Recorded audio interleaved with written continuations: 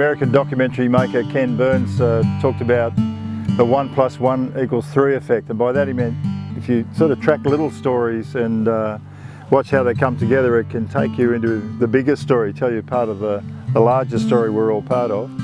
Like this fella behind me here, James McIntosh, a Scot, taking sheep towards Queensland.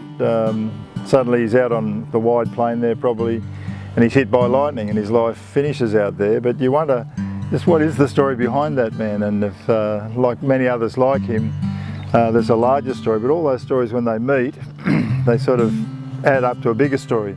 Further over there's a story about a young girl riding out towards Mount Oxley with her boyfriend. Boyfriend went off to track something. She's riding back to town, the horse bolts.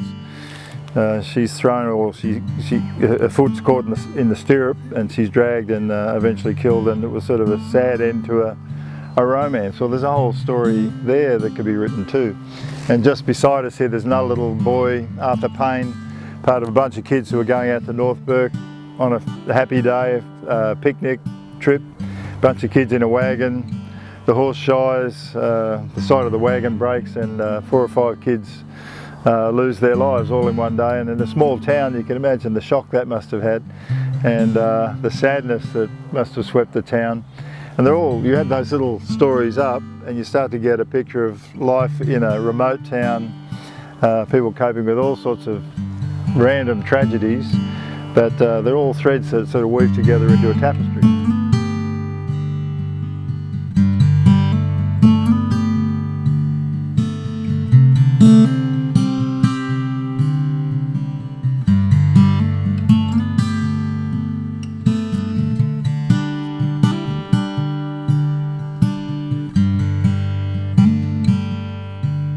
It surprises people to realise that Bourke was once the leading inland port in Australia, all this way in the outback.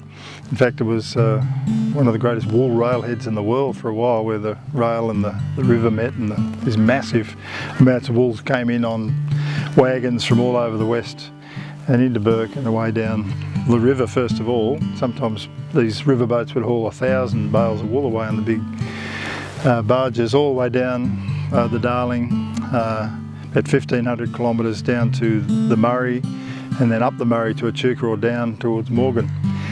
So it was a huge trade, anything up to about 80 or 90 river boats operating on the river, depending on whether the river was flowing or not.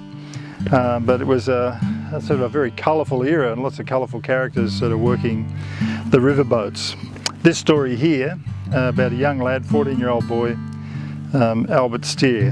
He was the son of Captain Walter of the SS Pilot, and November the 3rd, 1893, this young lad fell off the boat near Yander Station, just down the river from here. And it says on here, lent to us but for a season, seemed to leave without a reason. It's one of the sad little stories, but true, that have happened out here in the paddleboat days.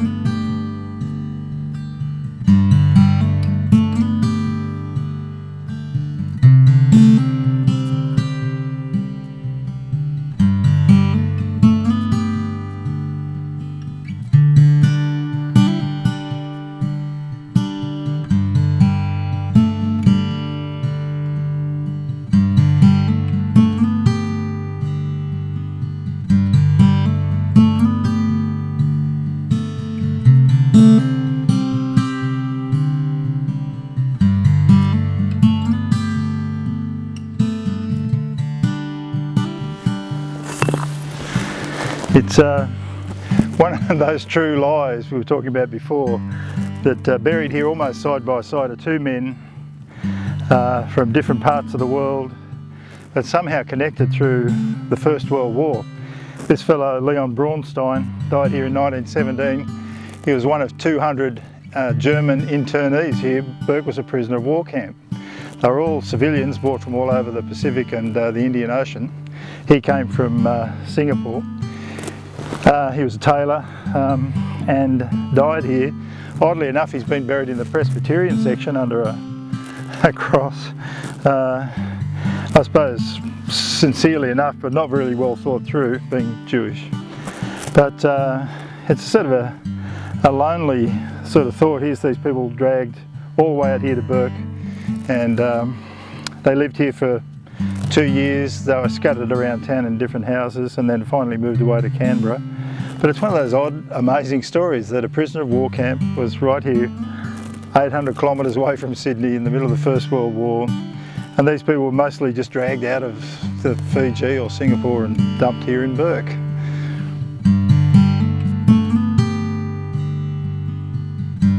Now, 10 paces away lies Donald Fraser, a serviceman who left Bourke to go to the First World War, ended up in Europe and was captured there, made a prisoner of war and put into a salt mine in Germany. Survived the war, came back to Bourke, settled on a property down the road here. But it's amazing, it's one of those ironies that here are two men lying almost side by side, prisoners of war, now sort of brothers lying here in the Presbyterian section of the Bourke Cemetery.